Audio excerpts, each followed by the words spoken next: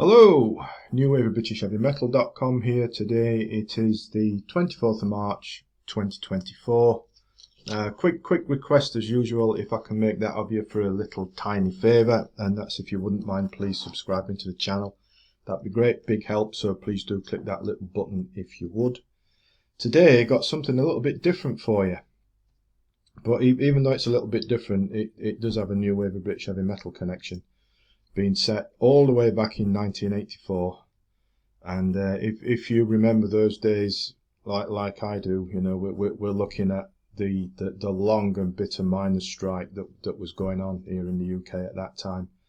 And the Miners' Son is the soundtrack to a film of the same name, the plot of which, if I can quote a little bit from the promotional blurb to set the scene a little bit. Amidst the miners' strike of 1984, a struggling rock band finds itself in the duplicitous clutches of a rogue, satanic music producer.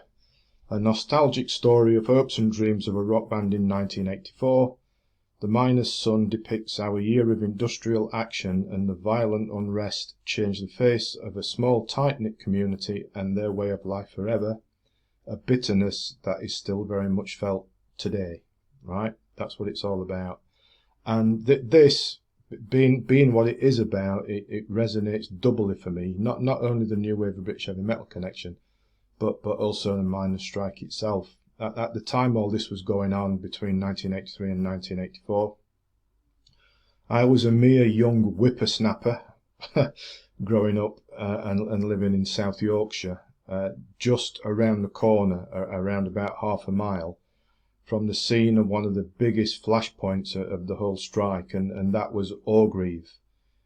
If you remember those days, excuse me, you'll remember what happened there, and well, I'd better not say anymore because it still runs deep.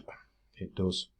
So, you know, I saw what happened firsthand during all that the coal industry was destroyed, communities decimated, families divided, and indeed, you know, some 4 decades later, there still are families divided by what happened, and feelings run deep, and bygones not forgotten. We'd best not say any more about that.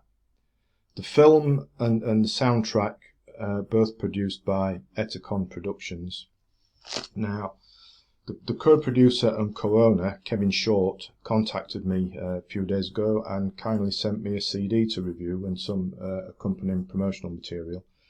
Kevin, like I was, he was there through the strike, but in a different part of the country, and the son of a miner himself, so he knows what was going on. And on top of that, here on this soundtrack, he plays some very fine guitar. He does. Oh yes. So what about the music? Well, it's a diverse listen. I think we'll use that word, but it does capture the music scene of the early 1980s and what was going on back then, to no doubt fit the film's story and concept as that develops very well. We do have some New Wave of British Heavy Metal tinged rockers. We've got some punky new wave songs. You know, all that took me straight back to 1984.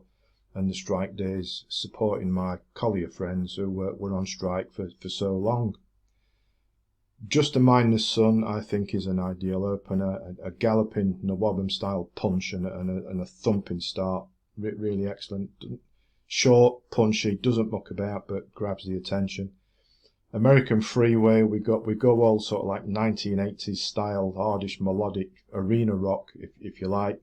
Big flowing riff, infectious hook. Excellent driving music if you're into that. Then we get a big surprise. I wasn't expecting this one the first time I spun it. Dumb little country boy goes as all country and western, but it's strangely effective. As is Working Man. No, not that Working Man. It's not a cover, right? But Working Man is. I can't really describe this one. It's compellingly weird, but I mean that in a nice way. If you listen to it, it's well different but infectious. I like it anyway. Then we it's all about change again. Them and us, fast, furious, and angst-ridden, which indeed it should be, given what the subject matter of the song's all about. It's what, new wave, because that was big at the time as well, wasn't it? New wave and punk and whatnot. And that's what we've gone here, a sort of a new wave punky style salvo, something a little bit like Motorhead crossed with Sham 69. Yeah, let's say that. The Dream, next up we've got The Dream, Mr. Hotshot and Long Gone, a trio of good, honest to goodness, classic rock, free-flowing riffs, bit of slow burning, brooding stuff going on, melodies, riffs, solos, thumpingly good stuff. It really is. Ain't No Lie throws in something back similar to Them Against Us, you know, sort of the frantic punky new wave kind of stuff. The Void's a classy rocker. The Walkabout's just a short instrumental. And then on the CD and digital versions of this, there's a bonus track called Barista Baby. And it's fun and upbeat and doesn't take itself too seriously, but it's punchy and hard as well. All good stuff all the way through. It's an excellent listen. And I say it particularly struck a chord, no pun intended, with me, given, you know, the theme of the miners' strike and the new wave of British heavy metal at the same time as well. It really resonates with me. If you think it will with you, whether you remember those days like I do when you were there, or you just like good stuff, check it out. The soundtrack is available from Roulette Records, the label, and I also found it on Amazon.